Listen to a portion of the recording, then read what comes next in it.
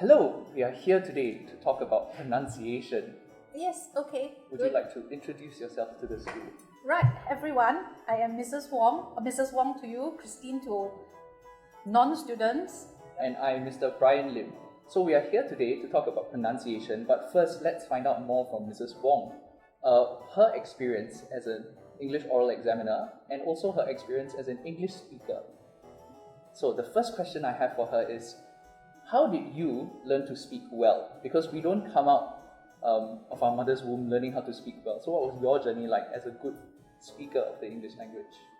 Okay, I've never considered myself a very good speaker. I just think I speak well enough. And in this school, definitely I speak very well enough, and that's why I can be a teacher.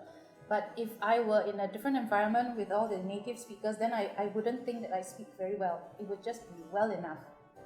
Yeah. How did I get to this stage where, I am well enough? There was an American colleague who was with us for several years, he was here many years ago. And whenever I interacted with him, he had to ask me to repeat myself. And that was when I realized I wasn't enunciating my words. So I had to be more conscious of how I spoke. So even as an English language teacher, this American colleague felt that you couldn't be understood. Yeah, he would mishear what I said. And so did this come down to a problem with pronunciation or speed? Enunciation. Enunciation. Okay, so when you realized that this was a problem, what steps did you take to make yourself more easily understood by him? The experience was I said a word and I always asked him, how would you say that word? How would you pronounce that word? And he said that word and I repeated after him. So did you notice huge differences in the way the two of you were saying the same word? Just slight difference. Not a big, I don't think it was a big difference. And when you noticed that there were these differences, what details did you pick up on in the differences here that helped you realize, I need to change this? I think it's listening to yourself also. Okay, because when you speak to Singaporeans, they always understand you because we are all Singaporeans. They get it from the context. So even when you don't enunciate, they know what you're talking about. But for this foreigner, everything had to be very clear. So you made an effort not just to speak more clearly, you made an effort to make sure that your sentences were really accurate. So it was also grammar and the other things. So it sounds like a lot of thought went into So it was very tiring speaking to him. It was very tiring speaking to him because you had to process what he was saying to you, and then you had to think of your response to him in your head, and then you had to form your sentence, and then you had to make sure your sounds were right. Otherwise, you ended up having to repeat yourself. It doesn't make you feel good when people do not understand you. So now that we're talking about pronunciation and learning how to speak properly, you just mentioned that it's really tiring. How did you make this process easier for yourself? Did I make it easier for myself? So you constantly found it a challenge to keep doing this? Yes, even now, sometimes it's a challenge to speak for 50 minutes in the classroom. Yeah. So this means that it's something that we should expect when we are trying to speak properly. That there will be this struggle that we face. Yes, because it's not biological. I hate this shield. Okay, it's not biological. Breathing is a pure biological process, and you know you need to breathe. You breathe in, you breathe out. But speaking is not. You need to be aware of where your tongue is in your mouth, your lips. You need to be manipulating those muscles. Yeah. So do you find that after thinking about it so much and practicing it, that it has gotten easier over time, or has the challenge always remained the same for you? Oh no, it becomes a bit easier as time goes along. Yeah.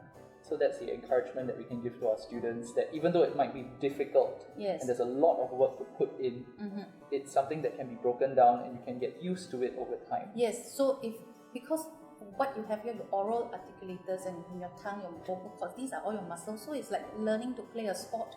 After a long time, you develop this muscle memory. I'll give an example of this muscle memory. How speaking, how pronouncing your words correctly is an effort. Your TH sound, for example, you need to be aware that TH requires you to put the tip of your tongue under your upper teeth. And so Singaporeans don't like to do that. They will just say 3, 1, 2, 3, because it's a lot easier. But if you want to pronounce the word correctly, 3, you need to push that tongue out a bit further. So when I do TH now, it's easy because you've been doing it for so many years. So you don't think that it's an effort. So you mentioned that you compared it with other things like sports. So it's a skill that you break down, and once you master it, it becomes natural. Yes, you might still need to spend effort, but less effort than at the start. Yes. Okay, so now that we've come to these details, let's talk about your experience as an oral examiner. What are some common mistakes or sounds that you think we need to focus on as Singaporeans? Okay, there are many sounds. There are many sounds that people don't produce correctly when they use the language. So let's just start with vowels first. Long and short vowels. I like to tell my students this story and it's a real story, real case.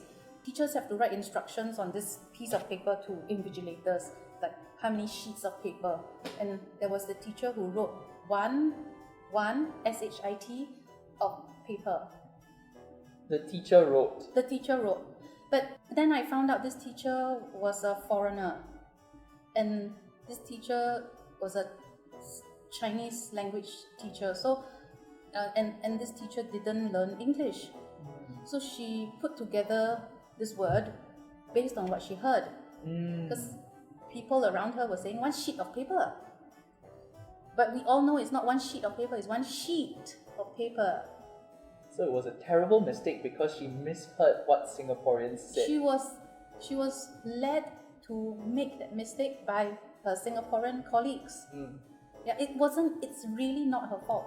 It's the fault belongs to the people around her who didn't say SHEET. So when it comes to actually listening to ourselves, because you mentioned that when you were speaking with your colleague in the past, you paid more attention to the way you said things. So how do we notice whether or not we are using long or short vowels? Like if I'm not very comfortable with this, I say a sheet of paper, a sheet of paper. To me, it sounds the same. So what tips do you have for someone who might be facing that problem? Have ear surgery. How can you not hear that you have said 1 sheet of paper versus 1 sheet of paper? So it's a matter of just really paying attention. Yeah. I'm sure you can hear the difference between long and short vowels. So it's not ability, it is your willingness to listen. Okay, so we have the long and short vowels. Another example of this would be swimming pool. Okay, I think generally Singaporeans don't pronounce long vowels. Everything is short vowel to them. Yeah, everything is short. Singaporeans are short. So the short version of pool would be pull, like push and pull. So a swimming pool as opposed to a swimming pool. Pool. Another one might be the R sound. R sound, yes. So we have a common animal, which is the duck. Yes, quack quack. And this is pronounced very differently from light and dark. Dark room. But we always mix this up. Yes, people do not enter a dark room. They tend to enter dark room and... So the room is full of ducks. Yes, and they are all frightened of the duck. Which duck? A super big duck. Yes, super big duck. Okay. So Donald Duck. We want a fear of the dark and not a fear of the duck. So that's long and short vowel sounds, and these are 3 common ones. What other sounds do you encounter as an oral examiner, which Singaporeans typically get wrong? People don't tend to pronounce N consonants also. We'll start with the L. Our students also do not like to, or tend not to pronounce L at the end of words. We have colleagues who don't pronounce L at the end of words also. So it's a mistake that everybody makes, and we all need to pay more attention to it. Yes, a lot of people make. And I tend to think that it's not a mistake, because when you say mistake, it means that they are not aware. But I think people are aware, they're just too lazy to do it right. So that is what is very annoying. If you know what is wrong, you should fix it. But people know, they have the knowledge, but they're not willing to do the right thing. The time is always right to do what is right. So this comes back to what you mentioned earlier about listening and then actually taking some steps to correct these things, because these are habits or skills that you need to practice. Okay, so on the topic of the L sounds at the end, so you just gave one example. Are there any other examples you can think of? Our teenagers have a lot of feelings, but then they don't feel, they feel. Feel, like a lot. And feel. A few. Yeah. So they have a lot of feelings. Yes. They feel angry, they feel happy, they feel sad, but they don't feel. So we have long short vowels, we have the ending consonants, specifically the L sound. L. Other ending consonants, more We common have the ones? T and the D. Actually, there are many end consonants that our fellow Singaporeans do not pronounce. So T and D are also the common ones. Okay, food. Okay, what you eat. Food. What food do you like? They tend not to say food, they tend to say food. So the D sound gets swallowed up. Yeah, and it's not F-O-O-T, because they don't say foot. They just food. Food. And you can't hear what that last sound is. So the way that we typically pronounce F-O-O-D and F-O-O-T sound the same. Like foot. I dropped something on my foot. So is this in my plate of food, or is this on the part of my leg? Yep. Okay. So the D and T sounds very important at the end. Yeah, but because we have the intelligence to guess what's being said from using context. So that's why nobody really bothers to say it really accurately, because you Singaporeans want to be efficient, and so once you understand something, it's okay. It's alright, let's go with that. But this kind of works against us, because we always think that we can rely on body language for people to understand us. But then in the context of an exam, our pronunciation is being assessed. So we actually do need to pay more attention to it. There was an occasion where somebody was talking about Ika. So I was wondering and this was a meeting, this scenario was a meeting, and people were discussing, whether we needed a mascot for this event. So, and people were using a mix of Chinese and English, and so somebody said, Ika. And I thought Ika, the person was saying Ika as in one. In Chinese. So, in Chinese. So I thought, Ika what? Ika 什么? And another person said, no. The bird. Eagle! With the L at the end. But there was no L sound. So I was sitting in a meeting thinking like, what is that one thing you want? Ika 什么? Yeah. When the person was suggesting that you use an eagle for the mascot. the bird with feathers. So a very real example of how our pronunciation affects communication even at work as adults. No, only English teachers get confused. People who are not like us, they can understand from context. They kind of, I do not know, they have special powers. So this is a problem that we face. Well, okay, so maybe as English teachers, but in Singapore, if you're communicating with people who generally speak like that, it's not a problem. But then, as you mentioned at the start with the American colleague, this becomes a problem. So we might feel really comfortable now with our circle of friends, our family. We all understand each other. But if we keep this habit up, and then in the future, when we get into other situations, other countries, or people from other countries are interacting with us, then our habits become a barrier to clear communication. Yes, so I don't speak like that with my husband, or I don't speak like that to the cats. I speak Singlish to the cats. Okay, you can say anything to the cats because they don't understand. But if, let's say, we want to learn a language, we want to learn it well, we ought to know what's the right thing. Okay, so we learn it correctly so that we don't shortchange ourselves. If we learn something and we don't bother to learn it correctly, then we're doing a disservice to ourselves. So learn it correctly, and you already know Singlish very well. So even if you learn English very well, you will not forget your Singlish roots. Okay. Once a Singaporean, always a Singaporean. The Singaporeanness will never leave you one.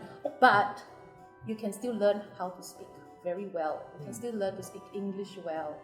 and to use it in the situations that require clearer communication. Yes. Yes. Okay. Thank you for this very interesting interview.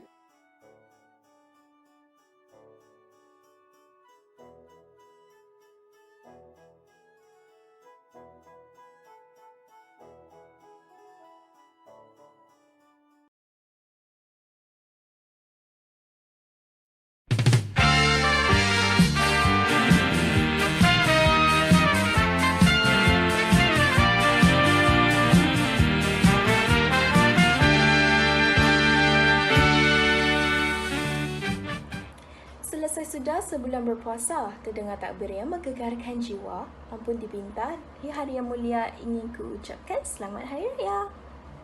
A very good morning to Mr. Chua, Vice Principals, teachers, and my fellow BPNs. I am Nur Umaira from 305B. And I'm Ifanandra from 307. This year's celebration is definitely different for all of us. Every year, we will gather in the hall to watch our fellow BPNs in action during Hari Raya celebration. Well, this year, as we gather in our own classrooms, or even for those of you who are watching us from the comfort of your own home, we will promise you that this year's program will be as joyous as the recent years. Myra, I'm sure this year's COVID celebration is indeed different since we were unable to meet each other on the first day of Hari Raya. Many of us made use of the technology to meet each other virtually, and it's called the Zoom Raya. So Myra, do you Zoom Raya with your cousins? Oh, definitely. And for the very first time, I received my first virtual green packet from my uncle and auntie through PayNow. How cool is that, right? Well, let's catch up offline later and let's continue today with our Hari Raya program. Wait, I received an envelope. Hold on, let me check.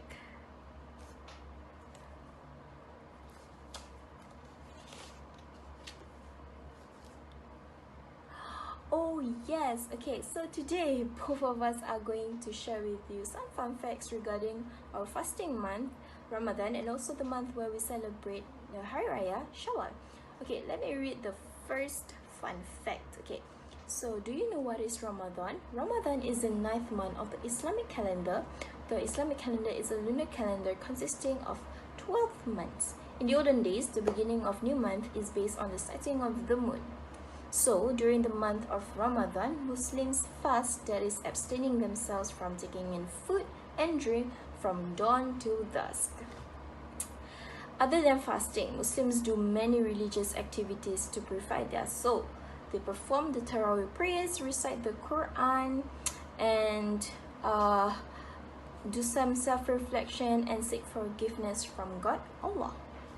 If you are wondering what is the significance of fasting, well, fasting does not only help one understand the suffering of needy people, it also helps to discipline oneself, especially when they have to bear their hunger and thirst. Oh, time for fact number 2. So I guess many of you guys will be wondering, how long does your Muslim friends fast?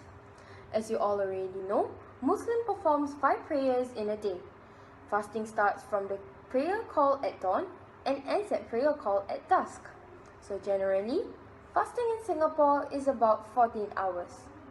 However, Muslims from different parts of the world fast for different duration depending on the geographical location. Like an example, Iceland is to be said that they fast for approximately 20 hours. Well, fun fact number 3. Okay, before eating their meal, many will eat dates. Why dates? Breaking fast by eating dates is an inherited practice from Prophet Muhammad. Also, dates contain nutrition that can provide energy after long hours of fasting. Well, Myra, let us take a break and enjoy the next performance, song 10, entitled Sesuci Lebaran.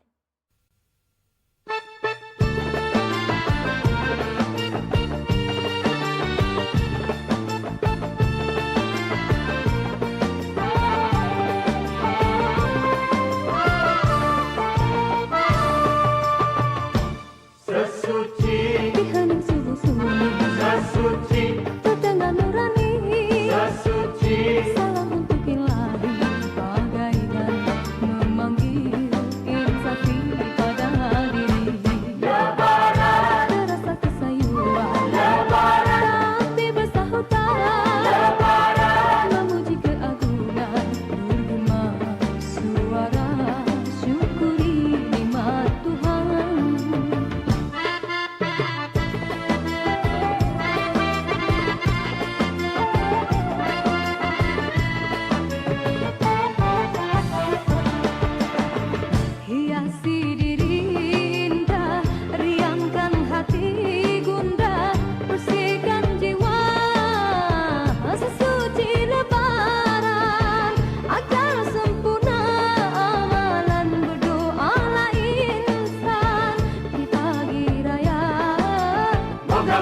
Mohon ampun dosa.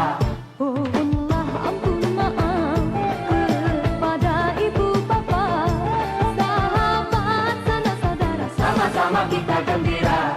bermesra tua muda, dan tulah miskin hina, menyambut hari mulia. Sama-sama kita gembira.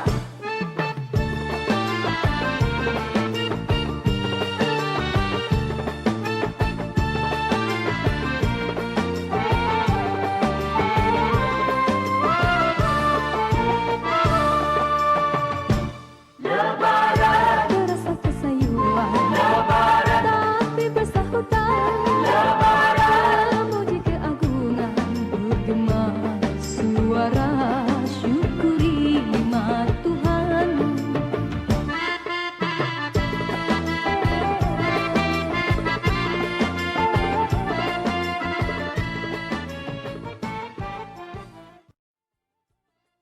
Now time for fact number 4. Do you know that after the month of Ramadan, Muslims welcome the month of Shawwal? It is the first day of the month of Shawwal that Hari Raya is celebrated. So Hari Raya is not a celebration to welcome a new Islamic year, but it's a mark of joy for having successfully completed the religious activity of fasting in the month of Ramadan. So, what does Muslims do during Hari Raya? During Hari Raya, Muslims usually get together with family members, relatives, and friends. They will sit around enjoying food and improve their relationship with one another by seeking for forgiveness. Dear Magic Hands, do you have any more facts for us? Well, that means we are coming to the end of our program. But before we take our leave, we would like to wish all our Muslim friends and teachers Selamat Hari Raya Aidilfitri. maaf zahir dan batin.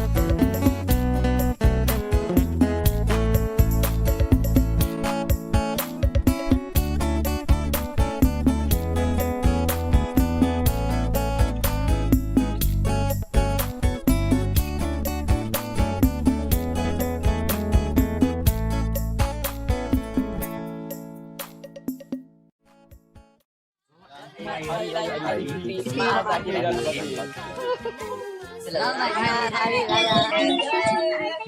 Maaf zahir dan batin. Kami dari kelas 407 ingin mengucapkan Selamat Hari Raya.